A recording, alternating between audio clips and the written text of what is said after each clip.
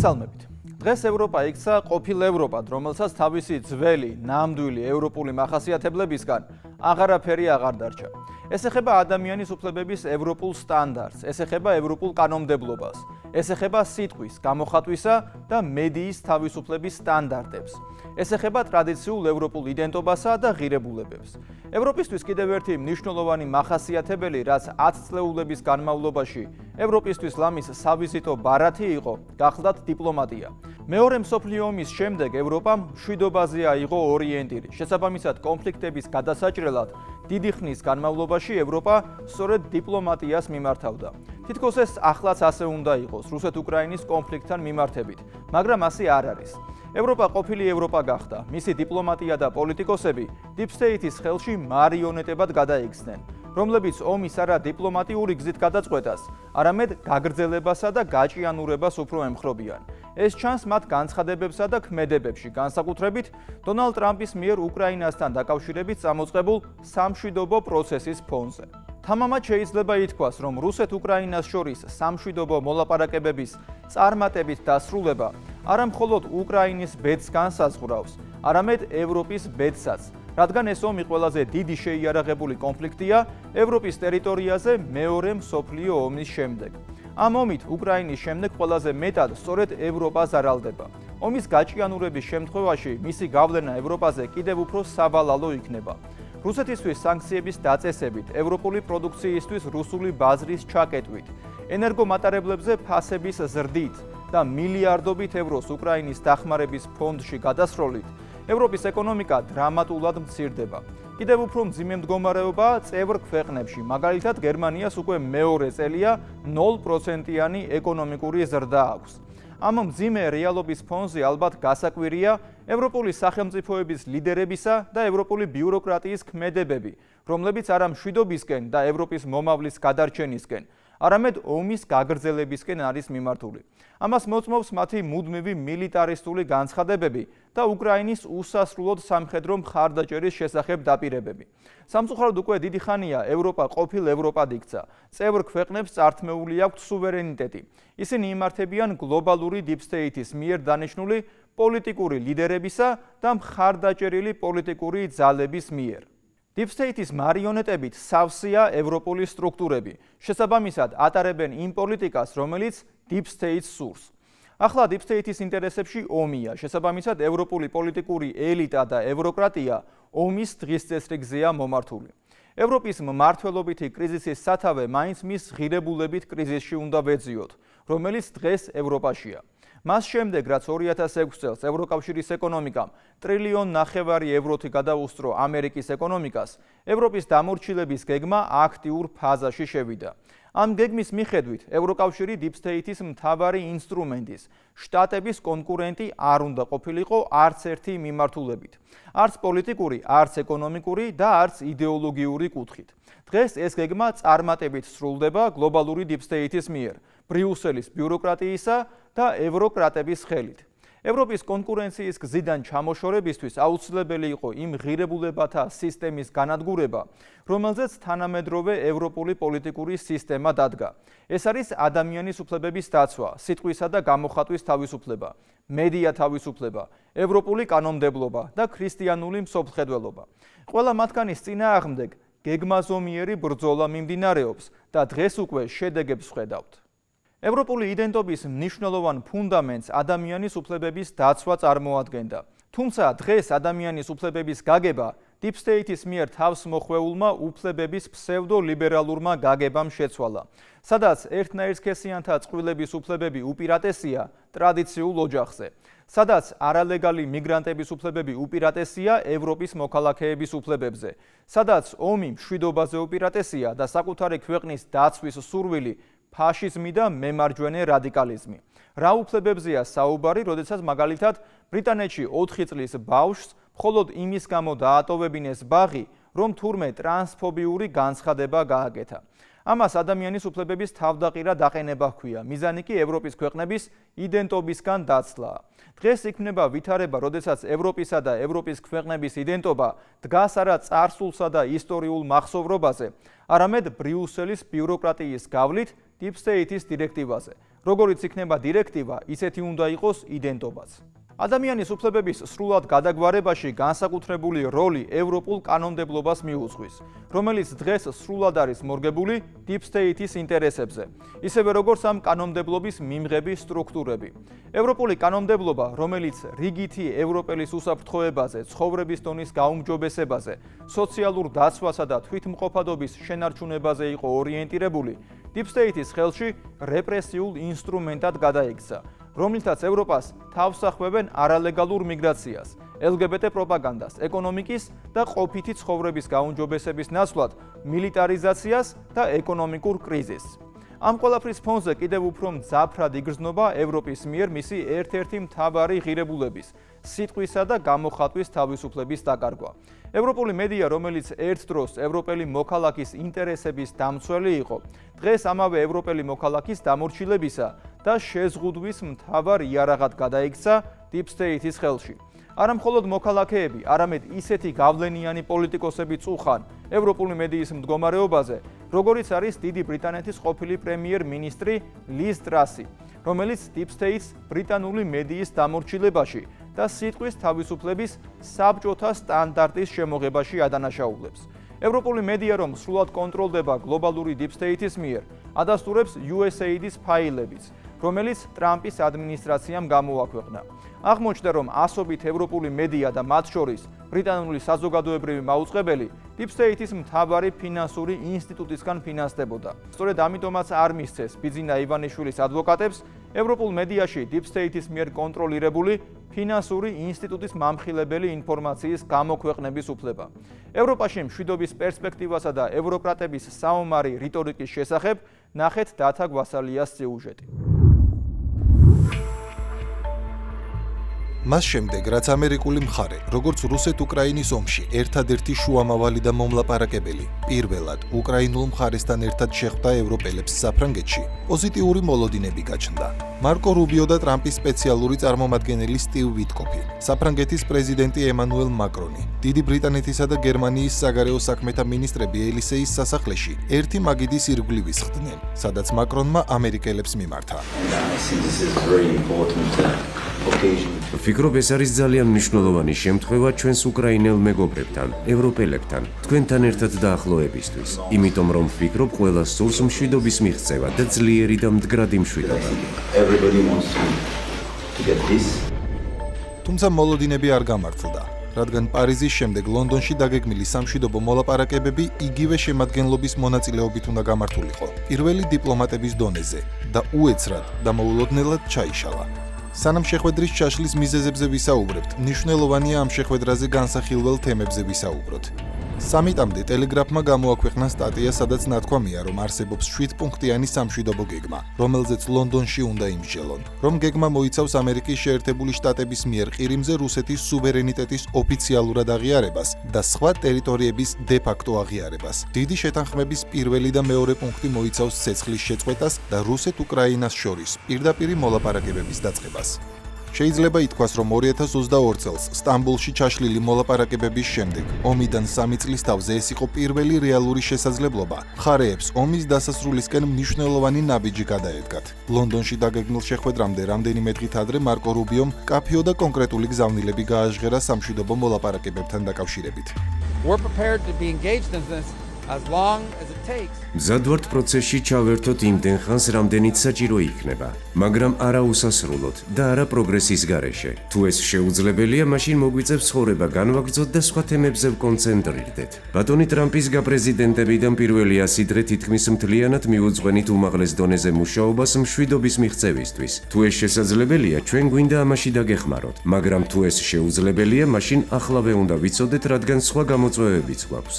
ეს იყო ერთგვარი მოწოდება, რომ არსებულ სამშვიდობო გეგმას ალტერნატივა არ აქვს, რადგან ის ერთადერთია, რაც მაგიდაზიდებს და ახლა მხოლოდ მსჯელობა და შეთანხმებაა დარჩენილი. თუმცა უეცრად 23 აპრილს, როდესაც მსოფლიო ლონდონის სამშვიდობო მოლაპარაკებების გამართვის მოლოდინში იყო, ის ჩაიშალა. გავრცელდა ინფორმაცია, რომ მოლაპარაკებებში მონაწილეობაზე მარკო რუბიომ, შტატების პირველმა დიპლომატმა უარი განაცხადა. სახელმწიფო დეპარტამენტში მარკო რუბიოს მოლაპარაკებებში მონაწილეობის უარის მიზეზად მისი გადატვირთული გრაფიკი დასახელდა. დივანი რუბიო ძალიან დაკავებული ადამიანია, ასე რომ, როდესაც გარკვეული გეგმებია, ისინი ხშირად პირობებზეა დამოკიდებული. კონკრეტულად ამ შემთხვევაში ლონდონში შეხვედრები კვლავ მიმდინარეობს, თუმცა თავად რუბიო მათ არ დაესწრება. ეს არ წარმოადგენს შეხვედრების შინაარსთან დაკავშირებულ საკითხს. ეს უფრო ლოგისტიკური ხასიათის საკითხს ეხება, რაც ბატონი რუბიოს განრიგს უკავშირდება.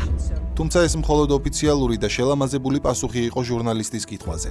რეალური მიზეზი შტატების მიერ წარმოდგენილი სამშვიდობო გეგმის საბოტირება იყო, რომელიც ლონდონის სამშვიდობო მოლაპარაკებამდე ერთი დღით ადრე ზელენსკიმ გააჟღერა.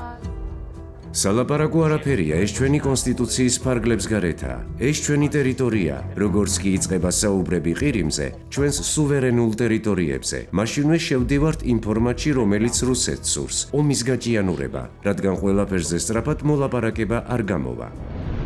ეს შესაძლოა მოლაპარაკების მაგიდასთან განხილვის საკითხი ყოფილიყო და არა ღიად პრესის თანდასწრებით. ისე ჩანდა, რომ ეს განცხადება უკრაინული პოზიციების დაცვის ნაცვლად სამშვიდობო გეგმის საბოტაჟს უფრო ჰგავდა, რასაც დონალდ ტრამპიც გამოეხმაურა და მის სოციალურ ქსელში დაწერა.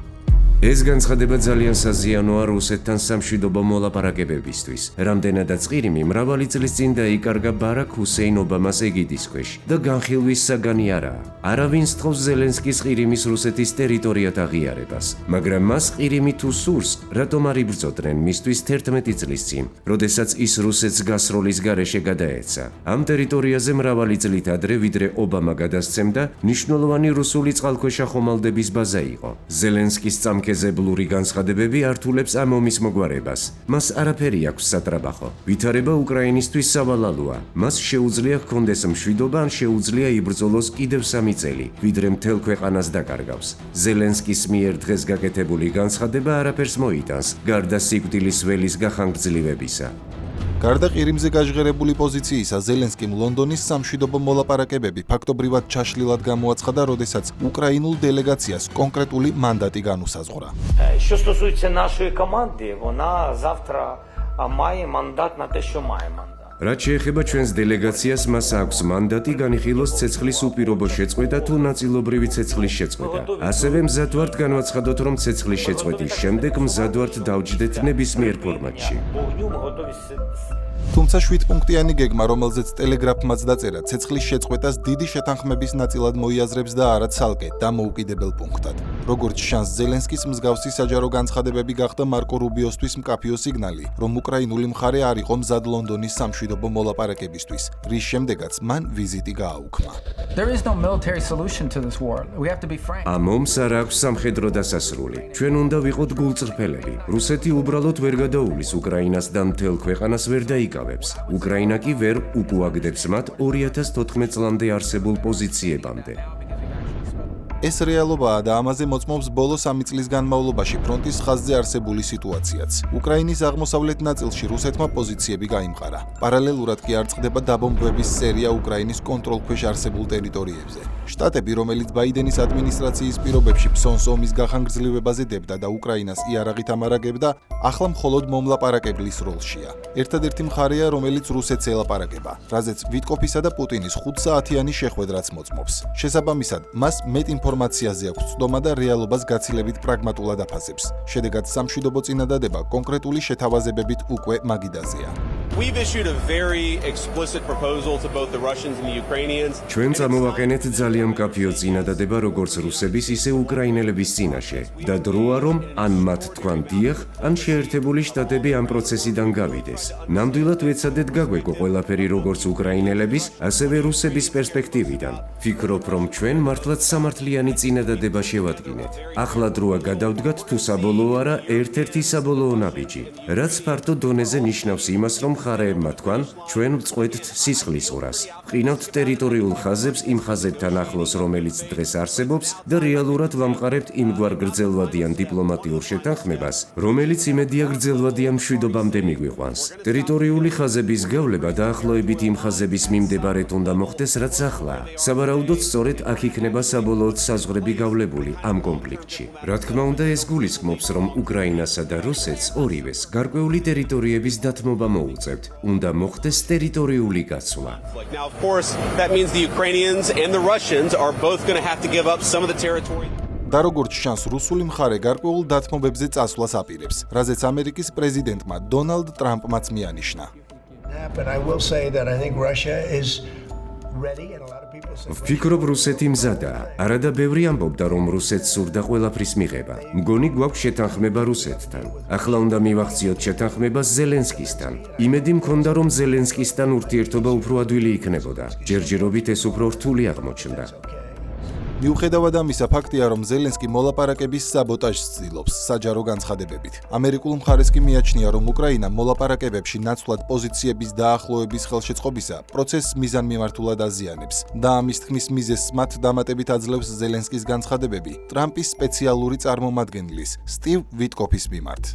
Вважаю, що пан Вітков მჯერა რომ უიტკოფმა მიიღო რუსეთის სტრატეგია. ვფიქრობ, ეს ძალიან სახიფათოა, რადგან ის ცნობიერად თუ ქვეცნობიერად არ ვიცი, ავრცელებს რუსეთის ნარატივებს. ნებისმიერ შემთხვევაში ეს არაფრით არ გვეხმარება და მე არ ვთვლი, რომ მას აქვს მანდატი ილაპარაკოს უკრაინულ ტერიტორიებზე. როდესაც ომში მყოფი ქვეყნის პრეზიდენტი, რომელიც ფრონტის ხაზზე არც თუ ისე სახარბიელო პოზიციაშია, რომლის ქვეყანაც ყოველდღიურად იბომბება, ქალაქები და ინფრასტრუქტურა ნადგურდება, ეკონომიკა ჩამოშლილია, ამ ტონით აკრიტიკებს ერთადერთ მხარეს, რომელიც ომის დასრულებაზე მუშაობს, პირველ რიგში ამ მხარის იმედგაცრუებას იწვევს. მეორე მხრივ კი კიდევ უფრო ბუნდოვანს ხდის მისი ქვეყნის მომავალს. შეუძლებელია ვერ ამჩნევდეს ზელენსკი, რომ ქვეყნის 20% ფაქტობრივად დაკარგული აქვს. შეუძლებელია ვერ ამჩნევდეს იმ რთულ ვითარებას, რაშიც უკრაინა იმყოფება ომიდან 3 წლის თავზე. დანგრეული ქალაქები, მოშლილი ინფრასტრუქტურა. მხოლოდ გასულ ღამეს ჟიტიმორის, დნიპროპეტროვსკის, ხარკოვის, პოლტავას, ხმელნიცკის, სუმის და ზაპოროჟიას ოლქები მასიური კომბინირებული დარტყმის ქვეშ მოექცნენ. განსაკუთრებული ზიანი მიადგა კიევს, უკრაინის დედაქალაქს. მიუხედავად ამისა, ზელენსკი მოლაპარაკებებს აჭიანურებს. პრეზიდენტი იმედგაცრუებულია, მისი მოთმინება იწურება, მას სურს გააკეთოს ის, რაც სწორია მსოფლიოსთვის, მას სურს მშვიდობის დამყარება, მას სურს სიკვდილიანობის შეწყვეტა, მაგრამ ამისათვის ომის ორივე მხარე უნდა იყოს მზად და სამწუხაროდ პრეზიდენტი ზელენსკი, როგორც ჩანს, არასწორი მიმართულებით მიდის. საინტერესოა, რა უბიძგებს მას არასწორი მიმართულებით ცვლისკენ. საქმე იმაშია, რომ ზელენსკის რებრენდირებული deep state ევრობიუროკრატიის განცხადებებით აგულიანებს. ისე ჩანს, რომ ევროპელები მზად არიან უკრაინამ უკანასკნელ უკრაინელამდე იბრძოლოს, რაზეც ზელენსკიც თანახმაა. deep state-ის კონტროლქვეშ მოქცეული ბრიუსელი მილიტარისტულ განცხადებებსა და ქმედებებზე აკეთებს აქცენტს. 800 მილიარდი ევროს გამოყოფას აპირებს სამხედრო პოტენციალის ზრდაზე და უკრაინასაც აიმედებს, რომ ეს მისთვისაც სასიკეთო იქნება. We're talking about pan-European capabilities domains. ჩვენ საუბრობთ პანევროპული შესაძლებლობების სფეროებზე, როგორიცაა მაგალითად საჰაერო და სარაკეტო თავდაცვა, არტილერიის სისტემები, რაკეტები და საბრძოლო მასალა, დრონები და ანტიდრონული სისტემები, მაგრამ ასევე სხვა საჭიროებებზეც. კიბერუსაფრთხოებიდან დაწყებული სამხედრო მობილურობით დამთავრებული. ამ აღჭურვილობით წევრი ქვეყნები შეძლებენ მნიშვნელოვნად გააძლიერონ უკრაინის მხარდაჭერა და მათ ეს ყველაფერი დაუყოვნებლივ მიეწოდოთ. როგორც უკვე აღვნიშნე, ეს შეიძლება სარგებლის მომტანი იყოს უკრაინისთვისაც, ასე რომ ეს ევროპის მომენტია და ჩვენ ამ ყველაფერს ხორცი უნდა შევასხათ. Their support to Ukraine. So immediate military equipment for Ukraine. თუმცა როდის შეძლებს ბრიუსელი ამ ამბიციური გეგმის განხორციელებას? ეს პროცესია, რომლის შესრულებაც ჯერ ბუნდოვანია, თუმცა რომ შესრულდეს, ამას წლები დასჭირდება. გამოდის ევრობიუროკრატია მხარს უჭერს უკრაინაში ომის კიდევ რამდენიმე წლით განხანგრძლივებას. მიუხედავად იმისა, რომ ფრონტზე უკრაინის არათუ წარმატებაზე, არამედ მცირედ წინსვლაზეც კი არავინ საუბრობს. პარალელურად კი ზელენსკისთან ერთად მოლაპარაკებებს საბოტირებს ევრობიუროკრატიაც, როდესაც მაგიდაზე არსებულ ერთადერთ სამშვიდობო წინადადებაზე, რომელიც JD Vance-ის თქმით, ტერიტორიულ დათმობებსაც მოიცავს. ჯერ საფრანგეთის პრეზიდენტის ოფისში ამბობენ, რომ ნებისმიერი შეთანხმება უკრაინის ტერიტორიულ მთლიანობას უნდა ითვალისწინებდეს, ხოლო ევროკომისიის უმაღლესი წარმომადგენელი კაია კალასი, რომელიც ღიად უჭერს მხარს ომის განხანგრძლივებას, აცხადებს, რომ ევროკავშირი არასოდეს აღიარებს ყირიმს რუსულად. თუმცა შეთანხმების პუნქტები არც ევროკავშირს და არც უკრაინას არ სთხოვს აღიარონ ყირიმის დე-ფაქტო სტატუსი. მაშინ რაშია საქმე? მოლაპარაკებების მიზანმიმართული საბოტაჟით უკრაინული და ევროპული მხარეები თითქოს ცდილობენ, რომ შეერთებულმა შტატებმა არაერთხელ გაჟღერებული პოზიცია სისრულეში მოიყვანოს და პროცესიდან გავიდეს. და რას მოუტანს ეს უკრაინას? Почему мы должны отдавать 4 области? По одной простой причине. ვითომ რატომ უნდა დავთმოთ 4 ოლქი? ერთი მარტივი მიზეზის გამო, რადგან 6 თვეში ან 1 წელიწადში 6 ოლქის დათმობა მოგვიწევს და თუ ჭკუა არ გეყოფა 8 ოლქსაც დათმობ. ეს არის ის საფასური, რომელსაც ჩვენ ბოლო 34 წლის განმავლობაში დაშვებული შეცდომების გამო ვიხდით. დრო ეს გავაცნობიეროთ. მხოლოდ ამის შემდგომ გვექნება შანსი ყველაფრის გადასატვირთად, რომლის შედეგაც ახალი პროექტით შესაძლებელი იქნება განსხვავებული უკრაინის ხილვა. Загрузку проектности. Это одновременно проездной билет за 3-4 года и входной билет в новую реальность, где Украина может быть другой. ისტორიასაც თუ გადავხედავთ, ეს განცხადება ძალიან მძიმეა, თუმცა რეალობა. რადგან თუ ომი ახლა არ შეწყდება, დიდია ალბათობა, რომ უკრაინას მოლაპარაკების მაგიდასთან კიდევ უფრო დასუსტებული პოზიციებით მოუწიოს მისვლა. კერძოდ გავიხსენოთ სტამბულის მოლაპარაკებები, სადაც უკრაინა გაცილებით უკეთეს პოზიციაში იყო, ვიდრე დღეს არის. მაშინ 2022 წელს Deep State-ის მარიონეტებისთვის, იგივე ბორის ჯონსონისთვის რომ არ მოესმინა უკრაინას, რომელმაც დავით არახამიას თქმით, თითქმის მიღწეულ შეთანხმებაზე მათ უთხრა. როცა ჩვენ დავბრუნდით სტამბულიდან და ბორის ჯონსონი ჩამოვიდა კიევში, მან თქვა, რომ არავითარ შეთანხმებაზე არ მოგვეწერა ხელი და უნდა გვეომა. უკრაინაში დღეს უკვე მშვიდობა იქნებოდა. ომი 3 წლის წინ დასრულებული. ასობით ათასი სიცოცხლე გადარჩენილი, ქალაქები შენარჩუნებული, ტერიტორიებიც. მაშინ რომ შეთანხმება გაეფორმებინა, უკრაინას მხოლოდ ნატოზე მოუწევდა უარის თქმა, რომელშიც ისედაც არავინ იღებს და ამას დღეს ღიადაც ეუბნებიან. და 4 ოლქის ნაცვლად, მხოლოდ დონეცკსა და ლუგანსკზე იყო საუბარი. ყირიმის აღიარება დღის წესრიგში საერთოდ არ იდგა და ის 15 წლის განმავლობაში ორმხრივი მოლაპარაკებების ერთ-ერთ საკითხად უნდა ქცეულიყო. თუმცა მაშინ Deep State-ის დაკვეთით მოლაპარაკება ჩაიშალა. ომი გაგრძელდა. დღეს უკრაინა გაცილებით რთულ და სუსტ პოზიციაშია და თითქოს ისტორია მეორდება. დღესაც კვლავ Deep State-ი ცდილობს ევრობიუროკრატიისა და ზელენსკის ხელით ჩაშალოს მოლაპარაკებები, გაახანგრძლივოს ომი, რაც ისტორიის გაკვეთილებითა და ფრონტზე არსებული ვითარებით საფუძვლიან ვარაუდს აჩენს, რომ უკრაინის პოზიციებს კიდევ უფრო შეასუსტებს. რადგან ომი უსასრულოდ ვერ გაგრძელდება. ის ბოლოს მაინც მოლაპარაკების მაგიდასთან დასრულდება და უკრაინა დიდი ალბათობით კიდევ უფრო არასახარბიელო პოზიციაში აღმოჩნდება. როგორც ვხედავთ, უკრაინაში და შესაბამისად ევროპის ტერიტორიაზე მშვიდობის დამყარების პერსპექტივა კიდევ უფრო ბუნდოვანია, ვიდრე ეს ომის დაწყების ან სტამბოლში მოლაპარაკებების დროს იყო. შესაბამისად, კიდევ უფრო ბუნდოვანია ყოფილ ევროპად ქცეული გაერთიანების პერსპექტივა.